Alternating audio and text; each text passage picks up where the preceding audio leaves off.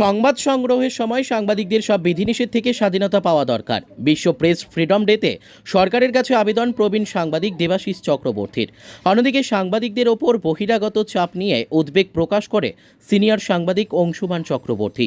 নতুন সাংবাদিকদের মৌলিক বিষয়গুলোর ওপর জোর দেওয়ার পরামর্শ দিয়েছেন তিনি। देखिए, ये है फ्रीडम ऑफ प्रेस। मतलब आप एक सांबादिक है, संवादकर्मी है, न्यूज़ लेके आप काम करते हैं, न्यूज़ वर्कर है। तो आप जब कहीं पे कोई न्यूज़ इन्फॉर्मेशन कलेक्ट करने के लिए जाते हैं तो हो सकता है ये किसी के लिए थोड़ा सा तीखा हो सकता है, किसी के लिए मीठा हो सकता है, लेकिन एक रिपोर्टर होने के नाते as because I am a journalist, तो it is not my concern कि किसके लिए ये तीखा होगा, किसके लिए मीठा होगा। हमारे लिए रिस्पॉन्सिबिलिटी सिर्फ एक ही रहता है, वो है हमारा रीडर या हमारा व्यूअर जो हमारा न्यूज़ देख रहे हैं। उन्हीं के ऊपर हम उन्हीं को मद्देनज़र रखते हुए हम लोग न्यूज़ तैयार करते हैं, न्यूज़ कलेक्ट करते हैं रादर। तो इसमें अगर हमको फ्रीडम ना मिले तो न्यूज़ तो हम गैदर नहीं कर सकते। तो ये फ्रीडम देने का रिस्पॉन्सिबिलिटी किसका है? अभी आप किसी का खबर लेने जा रहे हैं, अगर वो खबर आप दिखा देते हैं तो किसी का तकलीफ़ होगा, तो मजबूरन उन्होंने आपको ये खबर करने देने से इनकार करेगा। ठीक है, हो सकता है कि आपको रोक टोक लगावे, लेकिन आपका रिस्पॉन्सिबिलिटी है क्या, आपका व्यूअर और रीडर। तो इसलिए एक सांबादिक को न्यूज़ लेना ही पड़ेगा। इसलिए क्या होगा, उस आदमी का साथ जिन उनका एनिमिटी डेवलप कर सकता है। इसमें सांबादिक जो है, रिपोर्टर जो है, he must have a immunity. उनको प्रोटेक्शन भी तो होना चाहिए और उनको एक फ्रीडम मिलना चाहिए, जबकि वो जहाँ पर दूसरों को पाबंदी है, इनको पास वो पाबंदी ना रहे। ये एडवांटेज उनको होना चाहिए। ये सरकार को या किसी भी अथॉरिटी को इंश्योर करना पड़ेगा। यही है फ्रीडम ऑफ प्रेस। अब देखिए, ये सार्थकता का सवाल जहाँ पर आता है, ये तो बहुत रिलेटिव इशू हो जाता है, क्योंकि हम कितना एक्सपेक्ट करेंगे और हमको कितना मिलेगा, ये दोनों कभी these two things will never match. क्योंकि हम एज ए जर्नलिस्ट हम डेफिनेटली चाहेंगे हमको फुल फ्रीडम रहे, और एज अथॉरिटी उनका ये ऑब्जेक्टिव रहेगा कि हम मेरे ऊपर भी पाबंदी रहे। और लॉजिकली ये बात भी सही कि किसी को किसी फ्रीडम का मतलब हो गया राइट, लेकिन किसी भी राइट रिस्पॉन्सिबिलिटी छोड़ के नहीं आ सकता है। हमको जब फ्रीडम मिलेगा, मेरा खुद के ऊपर एक रिस्ट्रिक्शन भी हमको रखना पड़ेगा। हाँ, ये बात सही है क्या, safety and security of press, ये जिस जगह में फ्रीडम ऑफ प्रेस जितना कम होता है, वहाँ पर प्रेस वालों का सेफ्टी सिक्योरिटी उतना कम होता है। एंड आप इस मामला में अगर भारत को हिसाब में लाएंगे तो इंडिया का कंडीशन, इंडिया का रैंकिंग है इस पे 10th ग्लोबली, मतलब 10वां स्थान में है, जो नीचे से, मतलब डेडलीस्ट कंट्री। इराक है नंबर 1, मतलब इराक में जर्नलिस्ट का सेफ्टी सिक्योरिटी सबसे दुर्बल है, वीक है। एंड उस हिसाब से भारत में है उसके बाद 10th नीचे से।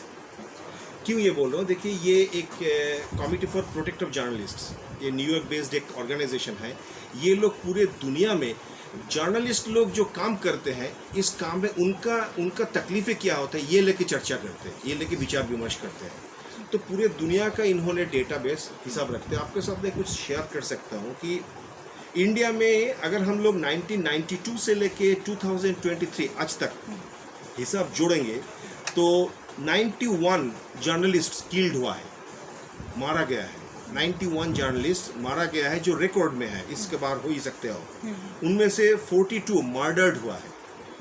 ठीक है, इराक का हिसाब अगर हम लोग लेते हैं तो ये किल्ड हुआ है 283, और पूरे दुनिया में 1992 से लेके 2023 तक 2196 जर्नलिस्ट किल्ड हुआ है, मारा गया है। ठीक है, ये सारे न्यूज़ लेके काम करते वक्त, तो आप सोच सकते हैं कि जर्नलिस्ट का सेफ्टी सिक्योरिटी कहाँ तक है। एंड ये जो एक जर्नलिस्ट जब मरते हैं, उसको लेके तो एक मामला होगा, केस होगा, जो तो ये इम्प्यूनिटी का और पनिशमेंट जो ऑफेंडर है उनके हिसाब में अगर हम लोग देखेंगे तो इंडिया में 96% केसेस में कोई इम्प्यूनिटी नहीं होता है। आप एक जर्नलिस्ट हैं, मैं एक जर्नलिस्ट हूँ, मैं अपना काम में जाकर मर जाऊँगा, जिसके कारण मैं मरा हूँ, उसको पनिशमेंट नहीं मिला। ऐसा केस होता है 96% में। इराक में ये 99% है, ठीक है। हम अगर यूएसए का लेते हैं तो पार्शियल जस्टिस 50% में उनको कम से कम कुछ जस्टिस मिलता है और फुल जस्टिस 50% में मिलता है। तो आप सोच ही सकते हैं कि हमारा देश में जर्नलिस्ट का सेफ्टी सिक्योरिटी कितना है, ये आप सोच ही सकते हैं। पिछले 10 साल अगर हम लोग लेते हैं भारत में, कम से कम 22 जर्नलिस्ट किल्ड हुआ, ठीक है। तो this is the situation, this is the condition of safety security of journalist. तो आप इससे समझ लीजिए सार्थकता कितना है। देखिए, जागरूकता जहाँ तक सवाल है, जहाँ पर अवेयरनेस का सवाल है, वहाँ पर हाँ, ये बात तो सही है क्या कुछ लोगों को तो पता है कि ये फ्रीडम ऑफ प्रेस डे है, हाँ। लेकिन आप अगर ये पूछते हैं कि भारत में इनका बारे में इनका चर्चा होता है, लेकिन इसका एप्लीकेशन कितना होता है, वो तो ज़रूर एक ऐसा पॉइंट है जिसको लेके सवाल हो ही सकता है। इट इज़ नॉट अनक्वेश्चनेबल कि whether do we have really any freedom of press और not. It's a big question. अभी भारत में संविधान के तहत हमारे फ्रीडम ऑफ प्रेस नाम का कोई फ्रीडम है नहीं, लेकिन हाँ, हर एक सिटीजन का जानने का अधिकार है, फ्रीडम ऑफ इंफॉर्मेशन है। और जबकि एक सिटीजन का जानने का अधिकार है और उनको अवेयर करने का, किसी भी चीज़ उनको इन्फॉर्म करने का काम ये प्रेस वालों ने करते हैं, तो इनडायरेक्टली ये फ्रीडम प्रेस वालों के ऊपर आ जाता है। बट आप अगर पूछेंगे कि भारत में सचमुच फ्रीडम ऑफ प्रेस नाम का कोई फ्रीडम है या नहीं, ऐसा कोई प्रोविज़न है नहीं, ऑफिशियल प्रोविज़न है नहीं। बट हम लोग भारतवर्ष में एंजॉय करते हैं freedom of press, definitely enjoy करते हैं। हो सकता है वो कहीं पे एडुकेट हो, कहीं पे एडुकेट ना हो, बट ये तो है, जरूर है। পরবর্তী শিলিগুড়ি জার্নালিস্ট ক্লাবের সাধারণ সম্পাদক। 3রা মে এই দিনটিকে ওয়ার্ল্ড প্রেস ফ্রিডম ডে হিসেবে পালন করা হয়। যে আজকে যা অবস্থা, প্রেসের ফ্রিডম কতক্ষণই আছে এটা বলতে গেলে কিন্তু আমাদের সংশয় থেকেই যায়। কারণ আমরা যারা কাজ করতে গিয়ে বিভিন্ন রকমের চাপের কাছে আমাদেরকে বাধ্য হই নথি স্বীকার করতে, কিন্তু সেটা করা উচিত না। কোনো একটা খবর করতে গেলে কোনো জায়গার থেকে হয়তো সেই রাজনৈতিক হোক বা অন্য জায়গার থেকেই হোক বলে খবরটা করা যাবে না, এইভাবে করে কিন্তু বারবার প্রেশার আসে, এটা কখনোই কাম্য নয়। আর সেই কারণেই সব থেকে নিয়ে আজকের দিনটাকে প্রেস ফ্রিডম ডে হিসেবে পালন করা হয়ে থাকে। আর এটা যারা প্রেস ফ্র্যাটার্নিটি প্রত্যেকেই এই দিনটাকে পালন করে জাস্ট আমাদের মনের মধ্যে ভাবটাকে জাগিয়ে তোলা যে প্রেসকে ফ্রিডমভাবে স্বাধীনভাবে কাজ করতে দেওয়া উচিত। আর যদি বলি যে এখনকার প্রজন্ম সাংবাদিক এবং আগের প্রজন্ম সাংবাদিক একটু তফাৎ অবশ্যই থেকে যায়। কারণ এখন হয়ে গেছে বিভিন্ন সমাজ মাধ্যমের জন্যে মিডিয়াটা প্রচণ্ড ফাস্ট, মানে এখনই কোনো একটা ঘটনা ঘটছে সঙ্গে সঙ্গে কিন্তু সবাই সেটা বিভিন্ন সোশ্যাল মিডিয়ার মাধ্যমে ছড়িয়ে যাচ্ছে, কিন্তু আগে সেটা হতো না। সেই কারণে এখন এই দৌড়ঝাঁপটা অনেক বেশি। এক্ষেত্রে বলতে পারি যারা বয়সে প্রবীণ তারা হয়তো সাংবাদিকতার ক্ষেত্রে এত দৌড়ঝাঁপটা করতে পারে না, সেই কারণেই কিন্তু নতুনদের উপর চলে আসছে। কিন্তু এর পিছনে অন্য একটা কারণও আছে। যারা প্রবীণ সাংবাদিক বা দীর্ঘদিন থেকে সাংবাদিকতা করে আসছেন তাদেরকে কোম্পানিগুলোর যে স্যালারি দিত তার অর্ধেক না, এখন কন্ট্রাকচুয়াল বেসিস। একটা খবর করলে হয়তো 100 টাকা দেবো বা 200 টাকা দেবো বা 500 টাকা দেবো বলে দিচ্ছে।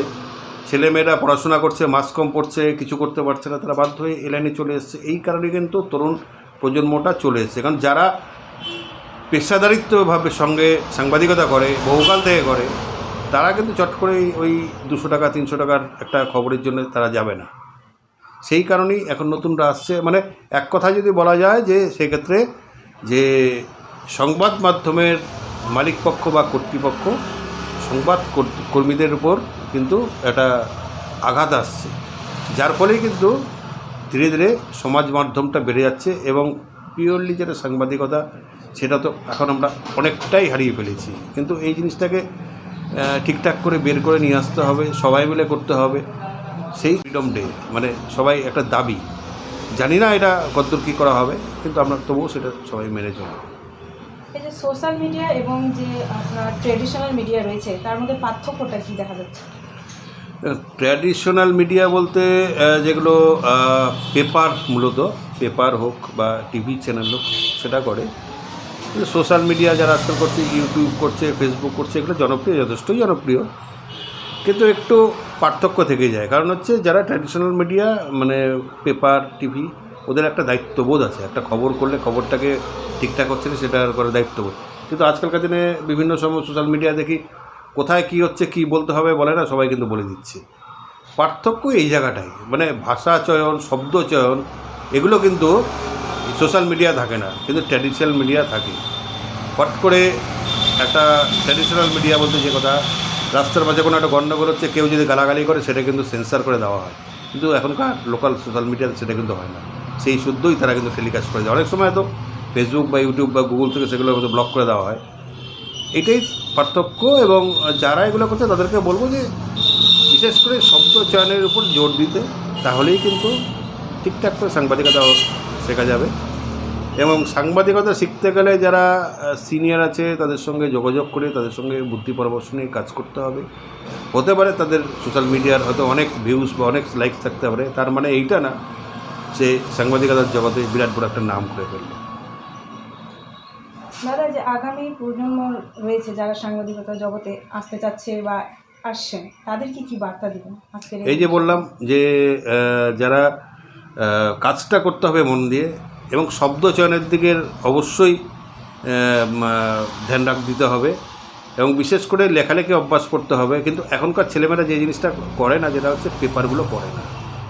পেপার না পড়লে জ্ঞান কিন্তু অর্জন হবে না। ভালো বই পড়তে হবে, বিভিন্ন লোকের সেমিনারগুলোতে যেতে হবে, ভালোর সঙ্গে আলাপ আলোচনা করতে হবে, এবং সিনিয়র যারা সাংবাদিক তাদের সঙ্গে কথা বলতে হবে। কোথাও আটকে গেলে লজ্জা না করতে জিজ্ঞেস করতে হবে। শেখার কোনো শেষ নেই, তা বয়সেরও কোনো শেষ নেই। এই জন্যে এগুলো সবার সঙ্গে যার মধ্যে আছে সেই কিন্তু ধীরে ধীরে আগামী দিনে দাঁড়িয়ে যাবে।